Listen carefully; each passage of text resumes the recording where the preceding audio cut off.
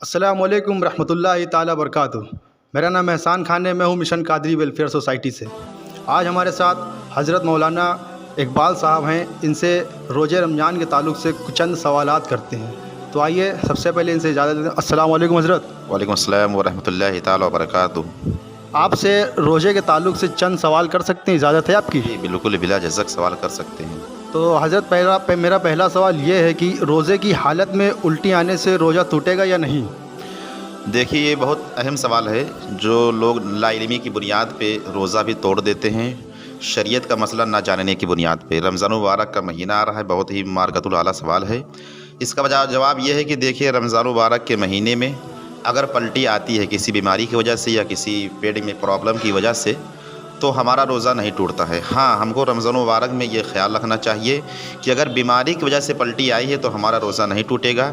اگر ہم خود بخود ہاتھ ڈال کے یا کسی ایسی حرکت کر کے جس کی وجہ سے پلٹی اپنے آپ ہم اگر باہر کرواتے ہیں، الٹی ہوتی ہے، تو ہمارا روزہ ٹوٹ جائے گا۔ لیکن اس میں بھی خیال رکھنا چاہیے کہ ہمارا روزہ اس وقت ٹوٹے گا جب اپنے ہاتھ کو ڈال کر یا انگلی منہ کے اندر ڈال کر ہم اگر پلٹی کرتے ہیں خود بخود، تو پلٹی اگر منہ بھر کی ہے تب ہمارا روزہ ٹوٹ جائے۔ اگر تھوڑا تھوڑا کر کے کئی بار آیا ہوا ہے تو ہمارا روزہ نہیں ٹوٹے گا۔ ہاں، اس میں بھی یہ خاص کر بات خیال رکھنا چاہیے کہ جیسے پلٹی تھوڑی ہوئی اور اس میں کچھ دانے پیٹ سے ہمارے منہ میں آ گئے چنے کے برابر، یا اور کچھ چاول کے دانے ہمارے منہ کے اندر آ گئے، اگر ہم ان کو اندر نگل لیں گے تب ہمارا روزہ ٹوٹ جائے۔ اگر وہ ہم فوراً کلی کر دیتے ہیں تب ہمارے روزے پہ کوئی اثر نہیں پڑے گا۔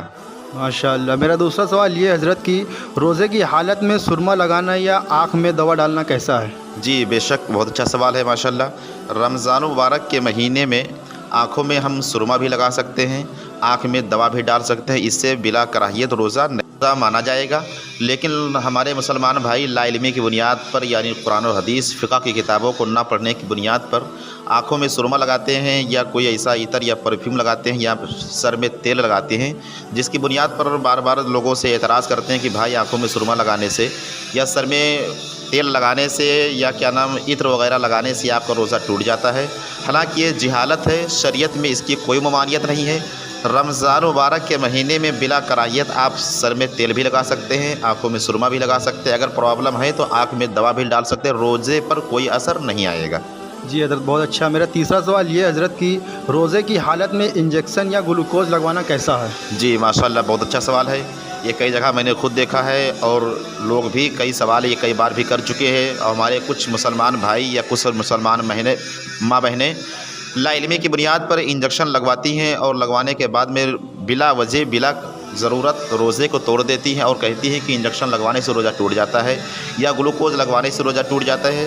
یہ کوئی اصل اس کی شریعت میں نہیں ہے۔ اگر ہمارے جسم کے اندر کوئی پریشانی ہے، کوئی بیماری ہے، کوئی پرابلم ہے، تو ہم انجیکشن بھی لگوا سکتے ہیں اور گلوکوز بھی لگوا سکتے ہیں، اس پر روزے کا کوئی اثر نہیں آئے گا۔ ہاں، اب اس میں یہ خیال رکھنا چاہیے کہ اگر بیماری یا پرابلم کی وجہ سے یا جسم کی کسی پریشانی کی وجہ سے ہم انجیکشن لگواتے ہیں یا گلوکوز لگواتے ہیں تو روزہ ہمارا نہیں ٹوٹے گا۔